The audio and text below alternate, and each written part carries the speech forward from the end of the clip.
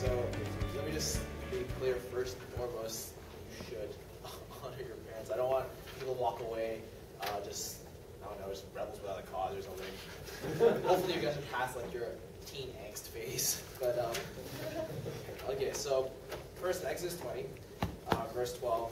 The first of the 10 Commandments is honor your father and mother so that you may live long in the land that the Lord your God is giving you. It's the first commandment. It's very, very, very important. But it also doesn't say whatever your parents do it. It doesn't say that. It doesn't say at any cost, make sure that you don't get scolded by mom or dad. It doesn't say that.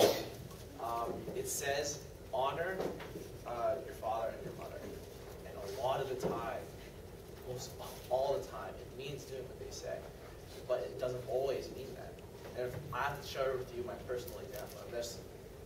There's this mission trip to LA, and I just knew I had to go. For some reason, I just had to go. I had the money, I worked for it, I saved up for it. They talked about it at church, I was going. Like, there was just no way I was going to go. And I told my mom, I told my dad. My dad was okay with it. My mom just said, "You're not going.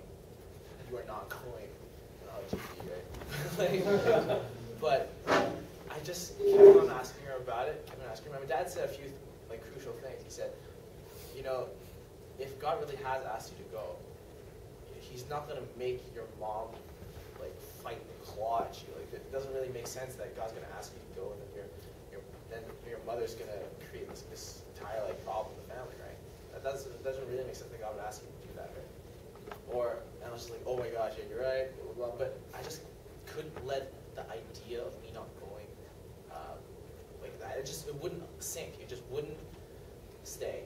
I had to go, and so I just kept on asking. And it wasn't a very loud discussion or anything. I think in the end, after a couple of weeks of talking about it, I just told my dad, I'm like, Dad, I just gotta go. And he said, okay. And I never talked to my mom about it again. And then the next time when a mission trip came up, I didn't even ask my mom. I just said I was going. I just told her I was going. She knew that at this point in time, I had to follow Christ. And she might have brought up every single reason in the world why I couldn't go. But if God calls you to do something, you have to do it. And trust me, disobeying God is not honoring your parents. Disobeying God also means that you're setting a bad example, a pattern for your children too. As parents, and as future parents, you understand that your imperfection can also relay itself into the next generation.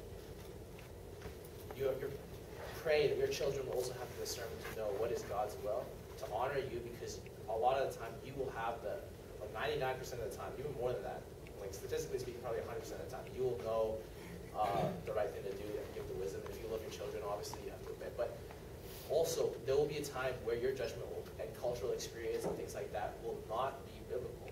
And that's just imperfection of who you are. And when your children are called to obey God, pray that they will have the discernment to obey God first and foremost. And I want to read another verse to you. It's I didn't write down where it's from. I'll just read it to you. It's from the Bible. Just write it down and look for it. I forgot to write it down. If anyone comes to me and does not hate his father and his mother, his wife and his children. Yeah, it's Luke.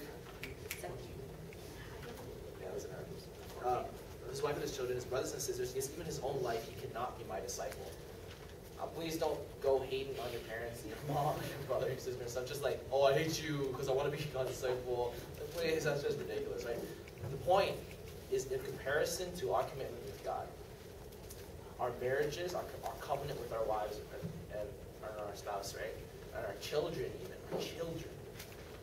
our father and mother, it's nothing in comparison to our cost to following Christ, Christ.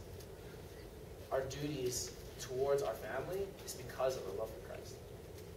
And you have to just have that spiritual connection with God and just that relationship with God and that wisdom and discernment to understand that. But honestly, having said all that, how many times are your parents going to tell you to do something that's completely unbiblical? Even if your parents aren't Christian, they love you. They love you a lot. They want the best for you. Please respect that, right? But are they mutually exclusive? Sometimes, yeah.